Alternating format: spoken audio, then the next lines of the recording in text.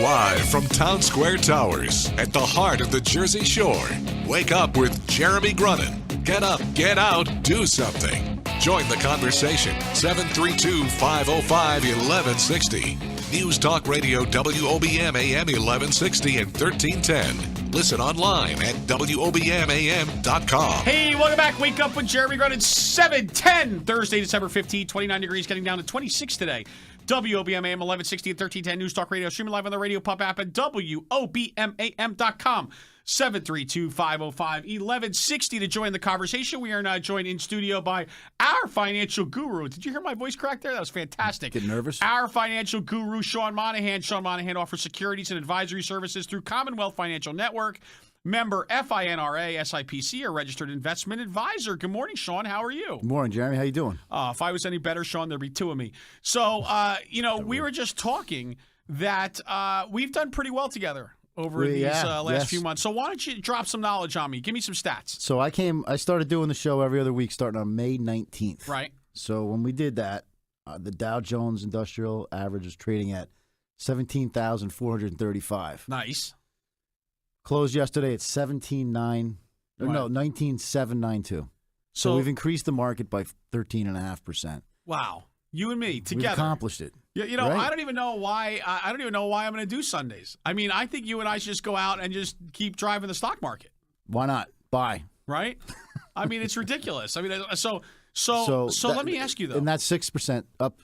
So that's up 13.5% in that time frame. Yeah. I think it's just kind of mind numbing. And then since the election, the markets are up just about 6.5%. So a couple things. Yep. Number one, are you concerned that we are now going to no longer be doing this segment and the market's going to Who knows what's going to happen? Who knows what's going to happen? Right. Yeah. Because we saw yesterday, a lot of people think that it was all, Janet Yellen and interest rates that was the reason that the market kind of had a little, had a little regression yesterday. Very small. End of the era here for the Jeremy Grunin But the show. reality is that people realize that today was our last show, you and me. That's right. So maybe that's coming into play. Wow. So this is to me a very I mentioned to you before the show, like I get a little nervous when you see these sort of numbers so quickly. I think that in one sense a lot of people are going to get their statements here at the end of the year. They're going to be more than they were 6 months ago, 4 months ago, 2 months ago, and they're going to feel comfortable with that. Right. And they feel good, and that's when you can sort of get smacked in the side of the head. Is really what can happen a lot of times. A little bit concerned. I mean, this is super concerning. Right. I'm well, yeah. And again, like I got to preface it with that doesn't mean I'm saying get out of stocks. Right. It doesn't mean that I say this is the top, get out, because I think that is a worse game to play. Right. So I think that you want to stay invested, but it's a great time to be looking at your portfolio and saying, hey, we've had a little bit of a run up here. At the same time, some of the fixed income instruments have been beaten up, and this might be a time where you reallocate a little bit. Yeah. Well, and that's a good point. So I guess I looking longer term, right? We've talked many times. You've mentioned many times that the markets hate uncertainty. Correct. Right. They like stability. Right. Is there anything that you've seen in the last month and a half that would make you say, oh, yeah, we're in store for stability over the next 4 years? No, not a single. Like honestly, I can't think of a less certain time. Yeah. Right? I mean, other than the fact that there hasn't been a major event, a major, sort of shock to the system, other than the election, right? The election, and that's a peaceful transition of power between two parties. That's sort of. That's well, it's. I don't know how peaceful that's been. Right, but you know what? I was talking to a guy who last week, a friend of mine who was a fighter pilot in Bosnia, and he was saying, you know what, that kind of comment drives him nuts because he goes, what I saw when I flew, in the military, and these guys that are going over, and you look at the front page of this paper with Syria and stuff, we've got a peaceful transition of power, and if that's as bad as it gets, we're America's still great. Well, absolutely. That's what we all have to keep in mind, and that's part of frankly what just makes me so mental about the way folks are responding to this election. Like, this is America. Like, this is the way it's supposed to happen, right? Like, you're not supposed to necessarily love everything that happens here, but it can happen here because it's America, and we'll have to see, it'll be managed. Right. There's checks and balances. Right. He's not going to blow up the world. Right. You don't think? I don't think so. You don't hope? You hope? I don't think so. Yeah. I think his presidency is either going to be pretty good or a spectacular disaster. I don't think there's a lot of middle ground. No, it's not going to be. You're not going to walk away from these 4 years or these 8 years saying, it was okay. No. It's either going to be how do we let this happen? This was epic fail. I can't believe we didn't do this before. Yeah. Or God, we need to hire only businessmen we need to have only businessmen and generals. And time will tell. People I think you've made the point on your show, and I think he is the elected president. And you have to let it go. Yeah. And all these things with the economy, the interest rates are going to go up. He is being, frankly, I think the economy is strong. I mean, a 4.6 unemployment. The Dow is, all these indicators are the highest. He's got. I think that's a harder hand to play than what the president got 8 years ago, where everything was on fire. I think it's tough because he's going to, he really does. I mean, things are pretty good. Yeah. So it's hard to, I think he's got a tricky. He does. And let's be fair. Is there any better person in the world? I'm going to say it, Sean. I just said it. Okay. In the world, to help you manage your financial portfolio over the next 4 to 8 years than you, Sean. Than me or Donald Trump? Than you. I mean, is there anybody else who's better equipped to navigate these waters? I want to talk about that when we get back. All right. Wake Up with Jeremy Grunin. Hang out. Hey, welcome back. Wake Up with Jeremy Grunin, 720. So, Sean, I kind of, maybe I put a little too much pressure on you. Maybe I put...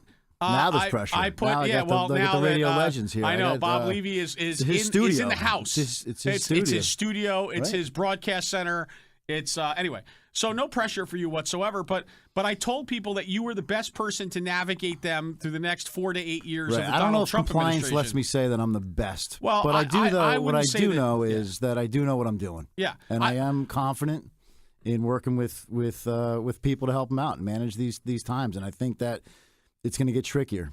Yeah, I really do. Yeah, and although compliance doesn't let you say that, right? And and let's be fair, your own humility wouldn't allow you to say that. Correct. But by the way, I don't think you want to invest with somebody that walks around saying he's the best. Absolutely. You don't. Absolutely. You want a guy that walks around with a newspaper and is trying to figure out what's best for your family. See, and that's I got to say, over the last few months, really getting to know you, you're a very analytical thinker. Insofar as you really look at world events or look at things that happen, pragmatically, but with a very even temperament. But I think you're really thoughtful about what the impact's going to be on your clients as they go forward. Right, I do. I spend a lot of time, and I also spend time trying to figure out what I control and what I don't control. Right. So when I read the newspaper or look at events and look at these things and say, well, what part of this is something that I can, it's going to have an impact on my clients or myself or my family or my town.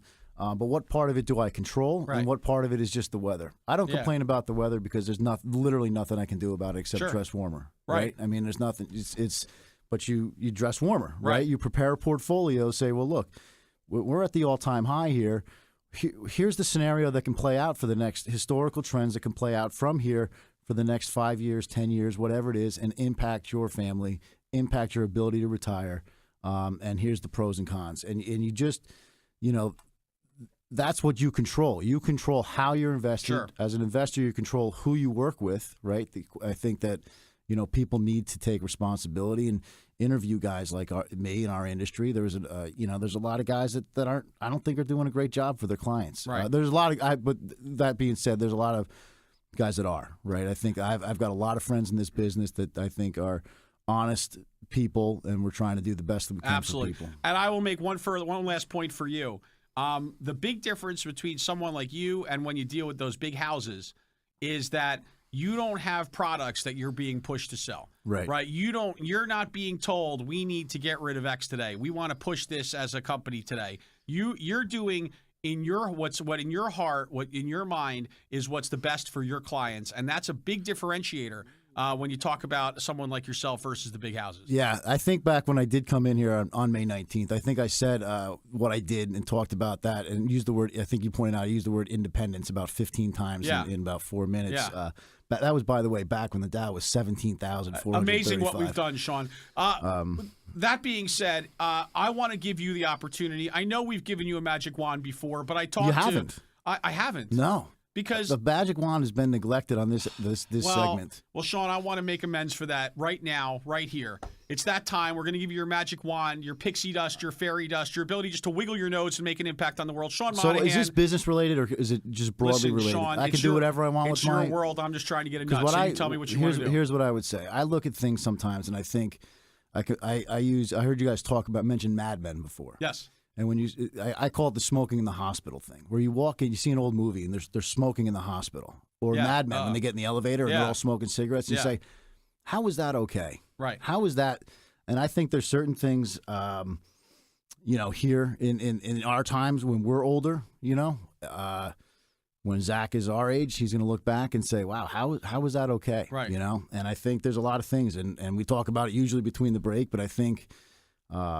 And it's not business related for me. It's. I think we look at our school system. Every major city has a 50% dropout rate. Yeah. I think that's criminal. I think we've had 125 heroin deaths last year in Ocean County, and we're going to look at that. I think we're going to look back and say, how the hell did we let people text and Snapchat and drive a car at the same time? Absolutely. The one stat too I've heard you talk about briefly was 47% of Americans, if they had a $400 expense, could not meet that right now. So that's, to me, that sort of stress and anxiety that brings along to people is, it comes out in different ways. And they're all related. That's related to the schools. It's related to the heroin. And it's related to this. But other than that, you know what? I'm working hard. I wish you the best of luck. Absolutely. I think what you're doing is great, and I appreciate the opportunity to be here. Thank you, Sean. Why don't you give us your contact info? Where can we get in touch with you, Sean? You can reach me at 609-693-3800. My office is in the corner of Indian Hill and Hooper. I'm on the third floor. If people have questions or want to stop by, or email me at sean@finalt.com. I'd love to talk to him. Absolutely. Or if anybody wants to reach out to me, I will absolutely put you in contact with Sean. And I think I get a nice finder's fee, which means he'll buy me a beer at one point. Yeah. Sean, best of luck to you. Thanks a lot, Have a fantastic holiday season. See you on the soccer field. More Wake Up with Jeremy Grunin and Bob Levy right after this.